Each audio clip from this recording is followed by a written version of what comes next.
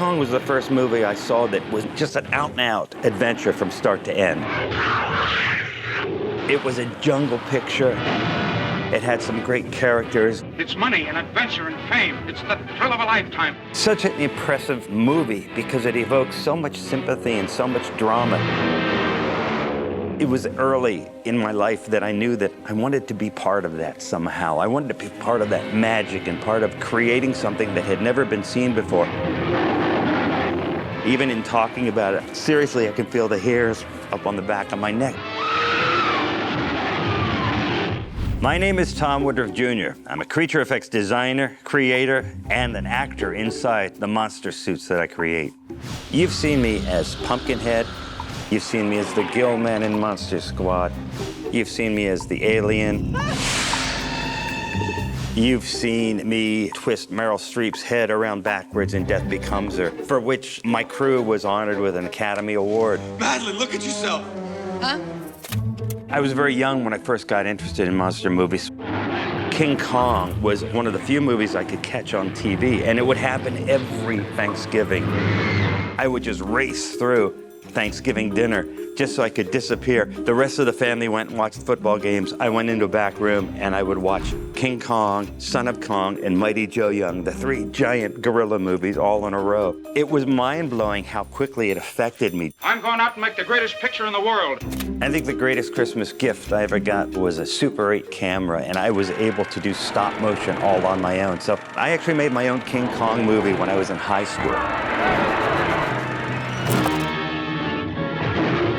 There's so much love that's carrying this whole movie. Willis O'Brien was able to do, by himself as an animator, everything that takes hundreds of people today to do in digital effects. And it was so incredibly innovative.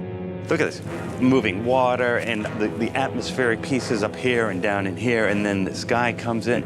Almost every scene is so beautifully put together this way. The Kong puppet was only like 18 inches tall. There's a steel armature, and it's covered with muscles that were built out of cotton and latex, and rabbit fur was attached. It was just the imagination of Willis O'Brien being able to move this puppet in incremental movements to be able to turn it into motion. I had the great opportunity of meeting Bob Burns, who has a huge collection of creature effects memorabilia all over his house. He knew I loved doing stop motion, and he said, "You should take the King Kong armature home and animate it." I thought, are you serious?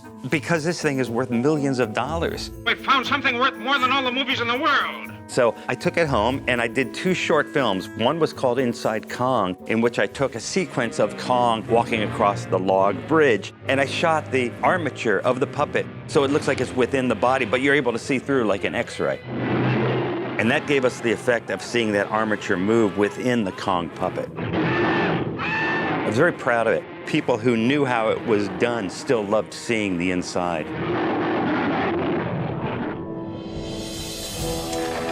And then I did a second short, Kong, Steel in Love. It's all about the idea that the Kong armature is still alive in the corner of a soundstage somewhere, and every once in a while he comes to life and he finds pictures of Fay Ray, his love. I actually had people saying, that brought tears to my eyes, and that's what I wanted to do. I wanted to show that you could still wring a lot of emotion out of a character effect if it's got some heart to it.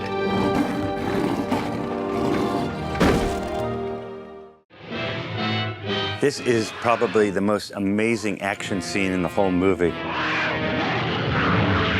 I watch this movie a number of times each year. I never get tired of it. I always see something new. When Kong flips for just 1 or 2 frames, you see 2 little sticks holding him up. Mostly how it's affecting me now as an adult, it's very emotional. I think if I could go back in time and just see myself as a kid watching King Kong, I would never believe that all these years later, I'd be sitting here talking about my career as a monster maker.